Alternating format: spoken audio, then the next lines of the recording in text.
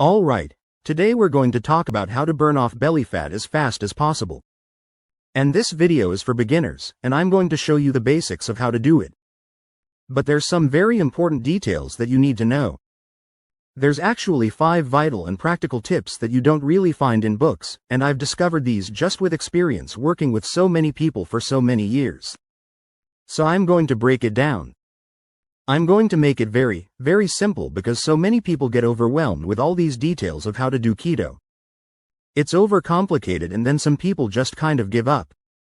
So let me just show you the 5 most important things to focus on. So you can be very, very successful right from the beginning and not end up where a lot of people end up, where they get this plateau and they just can't seem to get past a certain point. So it's always very, very important to learn from other people's mistakes so you don't have to make them. And in this video, I just want you to get the very important things. You're going to have other questions. For those questions and additional details, I have a million videos you can watch later, but at least let's get you started with the most important tips. Now, what is the goal of getting on the ketogenic plan? The goal is to bring your insulin levels as low as possible. That is the goal. If your insulin levels are low, you have a maximum fat burning. You have maximum ketosis. Ketosis is a state of producing ketones. Ketones are the byproduct of fat burning, and so the more ketones you generate, the more fat you're going to burn. And the faster you're going to lose your midsection. Now at the very top level of keto, we have these macros. We have carbohydrates, and you want to keep your carbs between 30 and 50 grams. But I'm going to tell you keep them below 20 grams or less, especially if you want to speed things up. And then we have protein. We want to keep that between 3 o'clock to 6 o'clock ounces of protein per meal. But that varies depending on your size and your metabolism and your age and how many meals you're consuming. If you're just doing OMAD 1 meal a day, obviously you're going to be doing more protein. If you're a bodybuilder, if you're exercising a lot, you're going to need a little bit more. But for the average person, just consume the amount of protein per meal the size of the palm of your hand. Okay, that's it. I just want to keep it really, really simple now as far as fat goes. You're going to be consuming 75% of your calories of fat. Now, what does that mean? 75% of your calories? How much is that in grams or ounces? So for this video, I'm not going to get into the complexities of measuring different grams to get your macros. So when I explain the tips, you'll understand how much fat you'll need.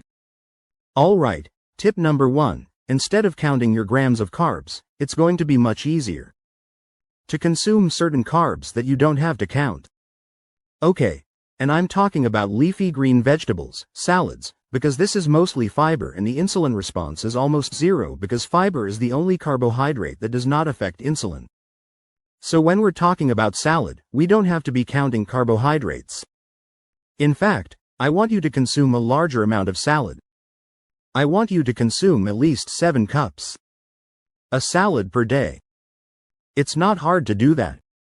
And one little tip on this point with salad to make it easier to consume is we use a salad cutter. So we actually cut the salad down. So we have this bowl of salad and then we cut it down and it just makes it even smaller and it's easier to consume. So instead of trying to be overwhelmed with all these carbs, just use vegetable carbohydrates, okay, like salad, and don't even worry about counting your carbs. And you can put other things on it as well, like feta cheese.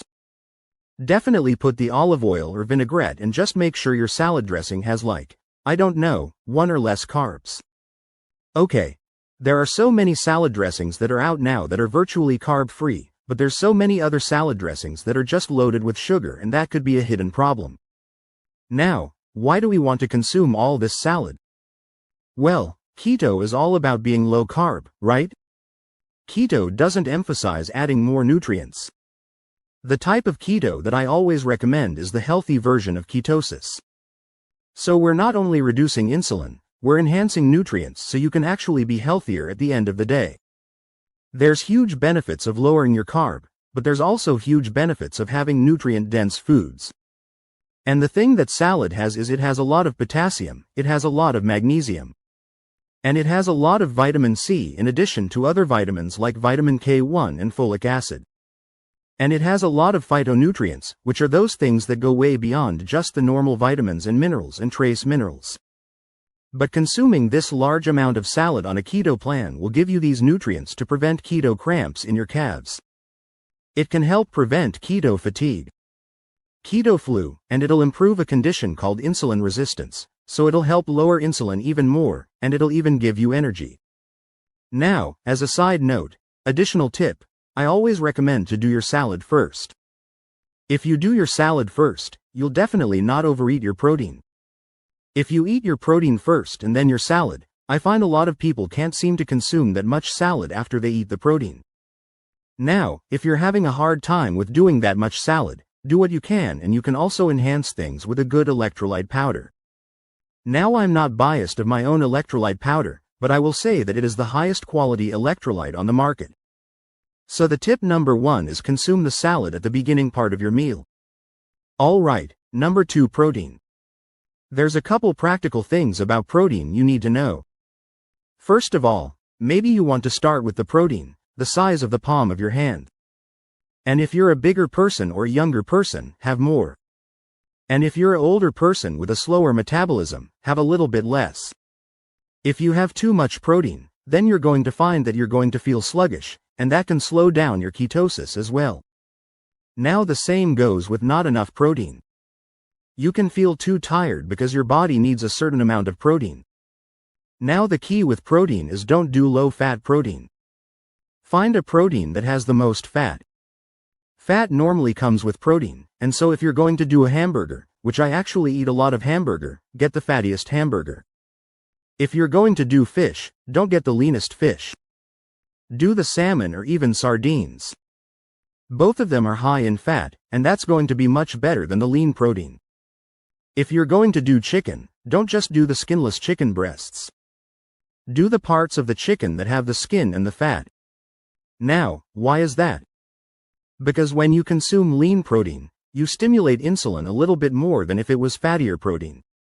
In fact, the thing that stimulates insulin a very high level is whey protein, because there's hardly any fat in whey, and that's the type of protein that I would not recommend. But the point is, try to get protein that comes with more fat. Pork has a lot more fat than other types of meat. If you do steak, try to eat the fat that normally comes with the steak. Alright, that's tip number 2. Now, tip number 3 is about fat. Now, if you're new to keto and you're just starting out, it's very important to increase the amount of fat at each meal, so that could be consuming more nuts. I like pecans, but you can do other types of nuts as well. You can do macadamia nuts. You have olives, avocado. You have more olive oil on your salad. You have MCT oil. But the question is, if you're eating all this fat, is that going to slow down weight loss? And the answer is yes. Because the initial of the ketogenic plan is not necessarily to jump right into weight, it is to do this, and this is very, very important. So if you've checked out, just check back in right now and really pay attention to this next thing I'm going to tell you. It is very, very important to also do intermittent fasting with healthy keto. Now, why? Well, if you were to check your ketones, your blood ketones, and the scale goes up from 0 all the way up to like 7, it can go a little bit higher, but roughly there's a scale, right?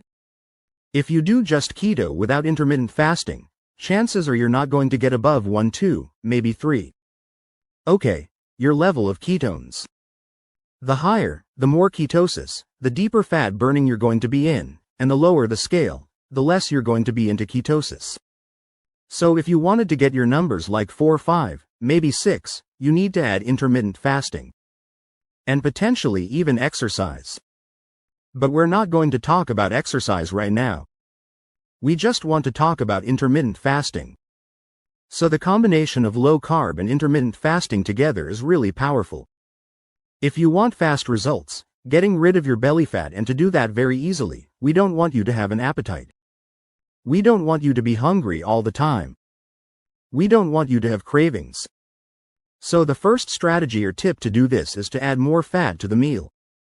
So you can go longer without eating, so you can start your intermittent fasting pattern. So the first goal is not to eat breakfast, okay, to go as long as possible and then have your first meal about 12 and your second meal at 6. And then over time you'll squish these two meals closer and closer and closer. And for some people you're just going to eliminate the lunch altogether and just do the dinner. So you're doing one meal a day, which is called owned. Now when you eat this fat at the meal, you're going to be very satisfied, okay? And within 2 to 3 days, you're not going to be hungry at all. You're going to lose your appetite. Why? Because you're able to fast longer and you're going to be more into ketosis. So in other words, your body is going to start burning your own fat, which is a new concept for a lot of people. But here is the next point. Don't eat if you're not hungry. So many people screw this up because they're doing this robotic. They're told this is how many meals that you need to have per day, and they're doing low carb, but they're not losing weight, and they're eating when they're not even hungry. Huge mistake. If you're not hungry, don't eat. Why would you want to screw up your fat burning? I mean, here you are. You finally lowered your carbs. Your body is tapping into your fat. It's getting rid of the fat on your liver and your midsection, and your appetite is gone because you were eating when you're not eating. And then you eat a meal. And now you're going to be hungry a little bit later because every time you eat, you pop yourself out of ketosis regardless of what you eat, just because eating triggers insulin and high insulin blocks the state of ketosis. This is why we do intermittent fasting. And this is why this rule is so important. So as soon as you start getting into this adaptation where you're burning your own fat and your hunger goes away, the next meal you start cutting down your fat. This MCT oil, the extra nuts. Why would we want to do this? Because, and this especially applies if you have a slow metabolism, if the body has a choice between dietary fat and its own fat, it's going to go after and burn the dietary fat before your own fat. And what we're trying to do is to get you to burn off your own belly fat. And so you don't want to go crazy with too much fat while you're in the middle of this plan. In the very beginning part of ketosis, you want to increase fat. And at the very end of this cycle, when you reach your goal, that's when we also want to increase your fat, but not in the middle of this program where you're just in fat burning and you've lost your appetite, you're not craving, everything's going great. You don't have to add a lot of fat. You just want to have the fat that normally comes with the protein. Now you definitely don't want to go low fat, but just don't start adding all this additional fat unless you have a high metabolism. When you're doing intermittent fasting, when you're doing ketosis, it's very important to include all the nutrients that you need to prevent nutritional deficiencies, because you're no longer going to be doing 3 meals and snacks. And so if you're going to do 2 meals or 1 meal, it's a little more difficult to get your nutrients. And the fact that you're in ketosis means that you're going to be burning up different nutrients. The requirements of certain nutrients are going to be higher than they were before, so you're going to need more B vitamins. More electrolytes. One of the good sources of the B vitamins is nutritional yeast, and I'm not telling you you need to consume my nutritional yeast. You can do any type of nutritional yeast. Just make sure it's not fortified with synthetic vitamins. But the B vitamins are very, very important. Electrolytes are very important, and sea salt is very, very important. If you're not consuming extra sea salt, what's going to happen is you're going to feel weak. Make mental note of that and start adding more sea salt to your diet. Now, if you're consuming a large salad at that meal, the need for electrolytes will not be as great because you're going to be getting potassium and magnesium and other minerals as well. Alright, number 5, we want to make this a lifestyle change. We want this to be enjoyable. The fact that your cognitive function is going to improve, your energy is going to improve, your mood is going to improve, and your belly is going to shrink is all going to make you happier. You're going to feel better. But a lot of people miss all these kind of pleasure foods. And so there's a couple things that I include after a meal that you might want to also include, and one is a low carb chocolate. You can do Lily's chocolate. There's a lot of other chocolate products that you can consume that have low carb, but I tend to do a little chocolate after my first meal, not a whole bar. I might have a half a bar and it's actually quite pleasurable.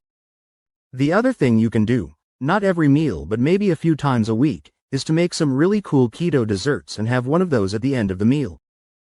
It's very, very pleasurable, very enjoyable, and I will put a link down below of those recipes. And that way you can look forward to having some healthy version of a dessert.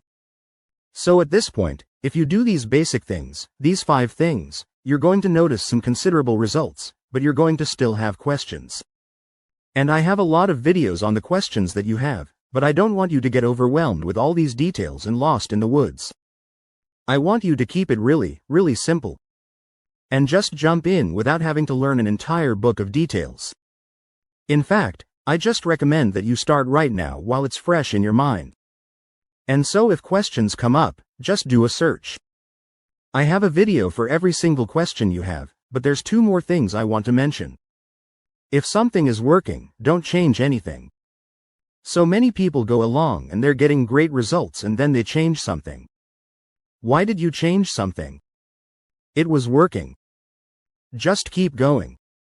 But on the flip side, if something's not working, then you need to change something. And for that information, I have a lot of videos on Plateau and I'll put some links down below. You can save those and then watch them when you need them. And the last point, and probably the most important point, is this concept of you don't lose weight to get healthy. You have to get healthy to lose weight. It's get healthy first, then the weight loss comes. And that's what we're trying to focus on, the healthy version of ketosis. So to get healthy and keep this really, really simple, I created a very short playlist of step 1, 2, and 3 that I want you to watch right now. Check it out, get started immediately and send me your success story.